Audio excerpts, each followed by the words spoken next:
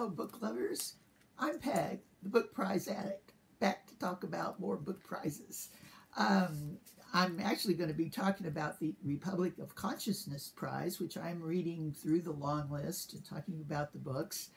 But first I want to put in the something about the news that, bad, we'll see, news that came out this week in the book prize world, that the Man Booker Prize, arguably the biggest prize, certainly the longest running prize in the English speaking world, has the Man Group, who sponsors it to the tune of millions of dollars, has quit or announced they will be no longer sponsoring it after this year. So there's much consternation, of course. If any of you feel like funding a book prize out there, you might contact them, get your name on it. Anyway, in addition to the best book written in English, of course, it also has recently included the Man Booker International, which is translated work. And I love that one. I'm liking translated work more and more. And it's the MBI list should be coming out, or will be coming out, in March. So I'm trying to begin reading some of the possibilities on that. There's not enough time when they give out the long list before the short list is picked for me to read all the long lists. So I've taken a hint from some other avid readers I've met recently, and I'm going to try to start reading some that have a good chance of being on the Man Booker International list. And so if I've asked for suggestions, if any of you have suggestions of translations that you feel are very good and might be on the list, I will say they have to have been published from I believe it's May 1st, 2018 to April 31st, 2019. So even if it was published last year, it's not published in English, I should say, in the translated version. So anyway, I'm really looking forward to that. But let me get going with the Republic of Consciousness Prize. I had mentioned that I joined a Patreon group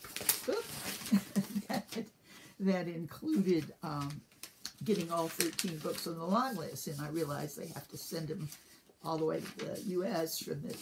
from the UK, but they're doing a great job. Each press is sending me theirs, and so far I've gotten 8 of them, plenty to keep me reading for a while, and they all are looking good.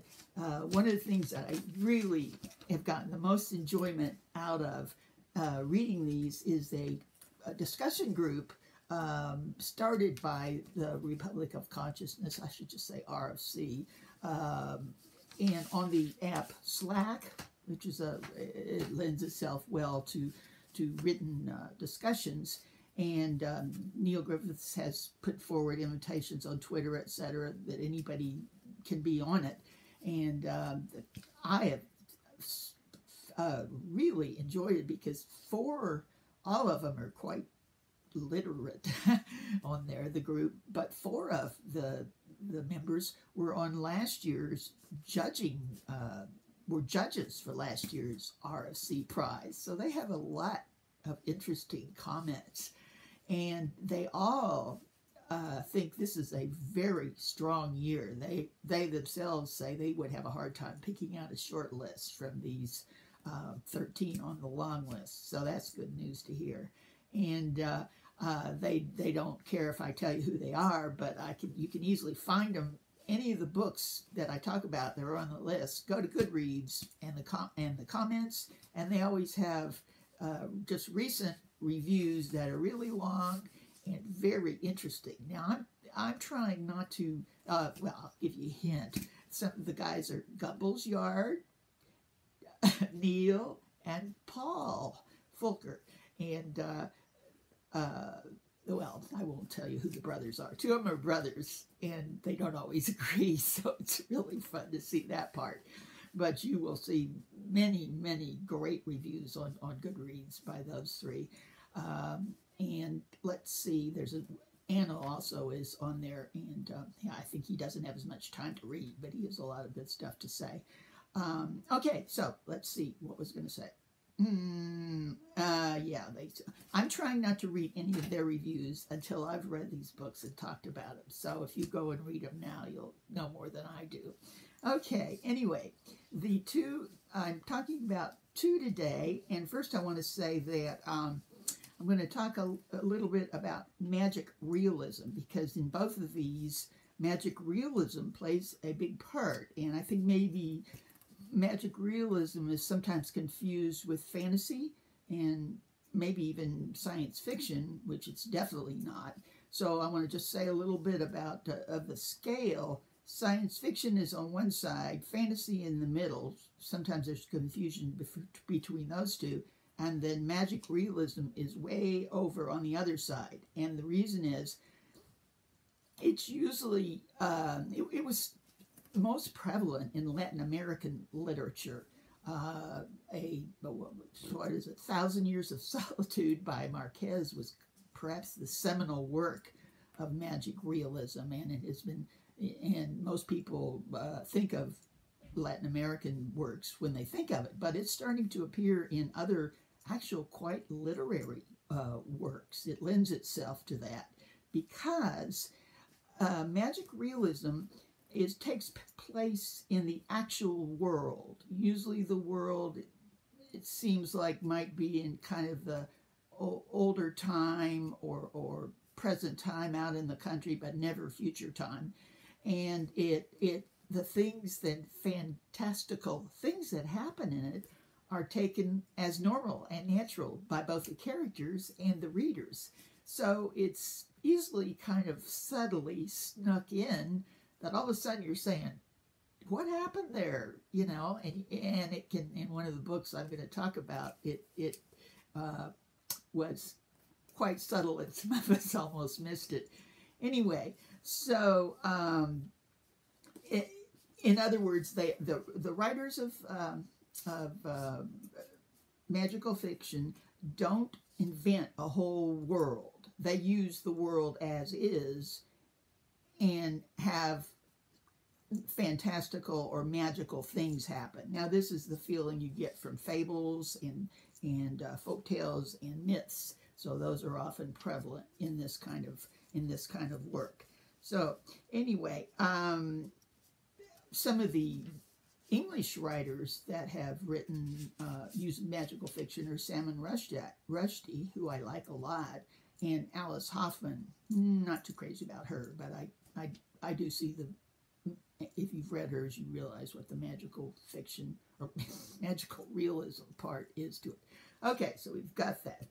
Both the reader and the characters take the magic or otherworldly things that happen as real, and you don't hear any comments about it. Okay, what happened? They just go on as if it's like that. Okay, so the first one I'm going to talk about is called Follow Me to Ground by Sue Rainsford. This was published by New Island Press. Incidentally, all these are by small presses, 5 or less full-time workers. New Island Press is an Irish press, and it came about in this fashion in 1992. So it's been around for a while, and they publish literary fiction, poetry, and drama. They also have a section called the Modern Irish Classics series. So evidently, perhaps they're bringing back some forgotten Irish classics, and I know there's a lot of interest in that among some of the people on BookTube. Okay, so this takes place in some unknown woods clearing outside of town somewhere. It has a feeling that it's in the past, and a young woman named Ada lives there with her father. And they first of all, the feel of the setting reminds me a lot of Faulkner country here in the U.S. It's which is of course very southern, It's just the different things that happen there, the weird things that happen. And actually, I grew up in the southern U.S., in Georgia, which is more like Flannery O'Connor country. But there is definitely a Southern Gothic feel to this, where this author probably never went to Southern U.S., but anyway, it feels like it could be. Anyway, so, but the Ada and her father take in what they call cures. That's people who there's something wrong with them. And they come to the house. This is where the magic realism takes place, in that they cure them in very unworldly ways. They might take the organ out, fix it, put it back in. Anyway, it's a whole bunch of obvious magical realism, and it becomes so real because the characters don't think anything strange about it. Pretty soon the readers don't think anything strange about it. And by the end, I was like immersed in their world. I have to say that one of the readers in our group said he got nightmares from it. It kind of affected him. If you read Fever Dream when it was published last year, it had a very creepy atmosphere in it. Also, one of the group found some. You'll find in the comments section, I believe it was Gumbel's Yard, put down quite a few references to biblical allusions. He was able to find a lot of different references in it. So that one was very, very interesting, very good. The other one doesn't have quite as much magic realism in it, but it is there. This is called Bottled Goods by Sophie Van Leeuwen. Okay, can you see that small book? This was published by Fairlight Books, which is in Oxford, and I believe it's only been around a year, and from the pictures reading about it, looks like it's an all-women work there. I'm not sure if not sure what their author breakdown is as far as women or men, but anyway, okay. They also are very into short stories, and they make them available free on the website. And on their longer fiction, they believe in quality over quantity, so they don't publish a huge number each year.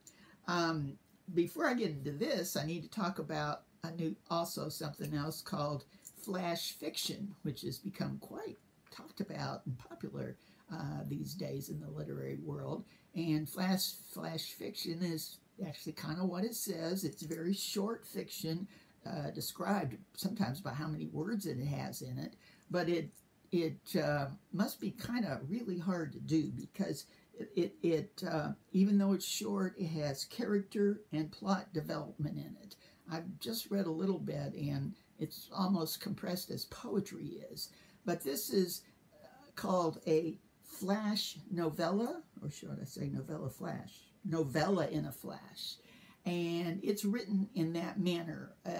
Each chapter is done in a different style. Sometimes you have lists or different narrators, and each one's different, and it really keeps it going, keeps your interest up. Just a little bit, I should say, about the characters. It takes place in 1970s communist Romania, told mainly by a young woman, Alina, who marries, and she and her husband's brother leaves illegally, and they're in trouble themselves with the Secret Service, and the Secret Service keeps haunting her, and it becomes very haunting, actually. With her life is not safe, but it's well done, it's witty, it's black humor in some respects. Now, the thing about this is, it's a little uncertain when the magic realism starts. Well, not when you reread it, but several of us didn't pick it up, and there's a lot of it at the end. It comes used very well at the end, and by the end, we're like, where did that come from? So I was on the losing part of the argument. It actually appeared before, but I'm not going to tell you anymore. You should read it and see if you can figure out where the magic realism comes in. Okay, that's it for this week. I'm going to try to get 3 read for next week because they're going to be picking the short list early March, and I need to have my own short list picked by then. So, see you later. Bye.